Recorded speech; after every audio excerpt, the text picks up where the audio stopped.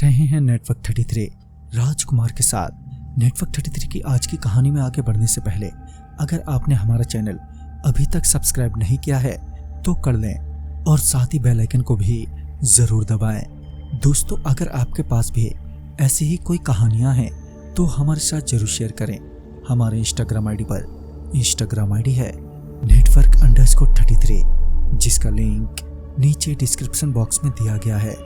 तो चलिए बढ़ते हैं आज की कहानी की ओर। उस रात जब ट्रेन पूरी रफ्तार में चल रही थी तब किसी ने अचानक ही ट्रेन की चेन खींच दी और जहां ट्रेन रुकी थी वहां एक छोटा सा स्टेशन था।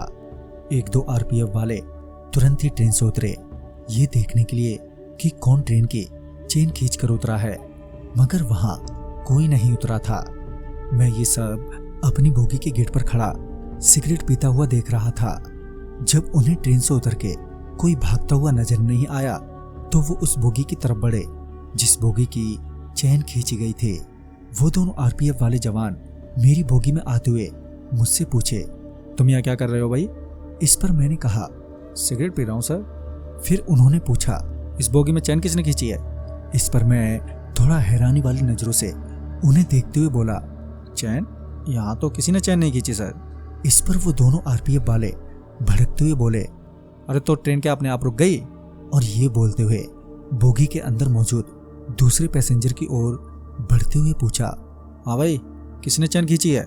इस पर बोगी के पैसेंजर जो पहले से ही नींद में थे वो भी चौंकते हुए बोले, पता नहीं सर किसने खींची है चैन।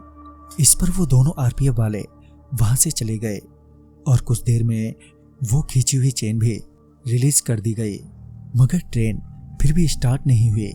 मैं अभी भी ट्रेन के गेट पर खड़ा सिगरेट ही फूंक रहा था कि वही दोनों आरपीएफ वाले चिल्लाते हुए अगली बोगी से उतरे और स्टेशन के बाहर की ओर भागे। ऐसा लग रहा था कि उन्हें कोई संदिग्ध दिखाई दिया है जिसके पीछे वो भागे हैं। फिर कुछ ही देर में वो दोनों किसी को खींचकर लाते हुए नजर आए, मगर वो दोनों मिलकर भी उसको खींच नहीं पा रहे थे, जिस वजह से उन दोनों ने मुझे आवाज देते हुए कहा, अरे भाई तुम वहां पर खड़े क्या कर रहे हो? आओ मदद करो हमारी। फिर जब मैं उनके पास पहुंचा तो मैं चौंक गया क्योंकि वहां कोई भी नहीं था, मगर वो दोनों ऐसा व्यवहार कर रहे थे कि मानो उन दोनों ने किसी को पकड़ रखा है। वो उन दोनों से भी ज्यादा शक्तिशाली है। मैं वहीं खड़ा सिर्फ उन दोनों को देखे ही जा रहा था। मुझे वहां यूं ही खड़ा देखकर उन दोनों ने कहा, अरे यार हमारे क्या यहाँ मुंह देख रहे हो? आओ पकड़ो इसे और खींचकर ट्रेन में ले चलो।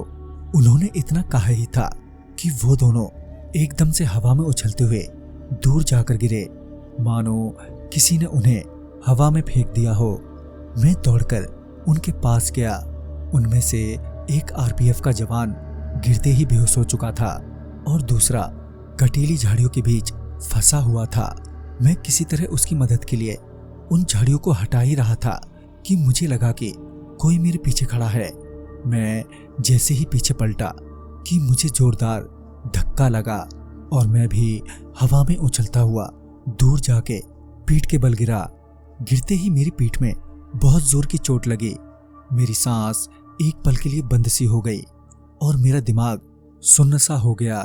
अगले कुछ मिनटों तक ना तो मुझे कोई दर्द का एहसास हो रहा था और ना ही मेरे आसपास का कुछ एहसास था। उस पल मेरा पूरा ध्यान मेरी सांसों पर था जो मैं किसी तरह लेने की कोशिश कर रहा था।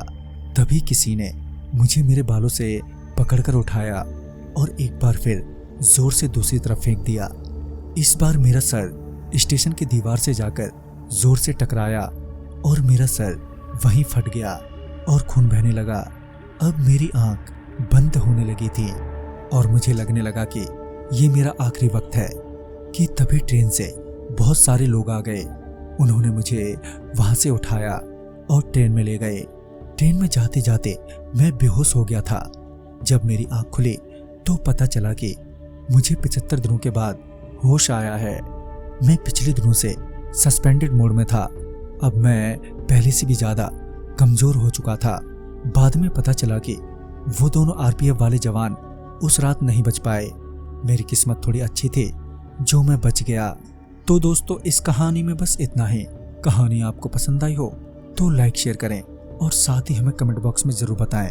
तो मैं आपका दोस्त राजकुमार जल्द ही मिलूंगा ऐसी ही एक नई कहानी के साथ। तब तक के लिए बाय एंड टेक केयर।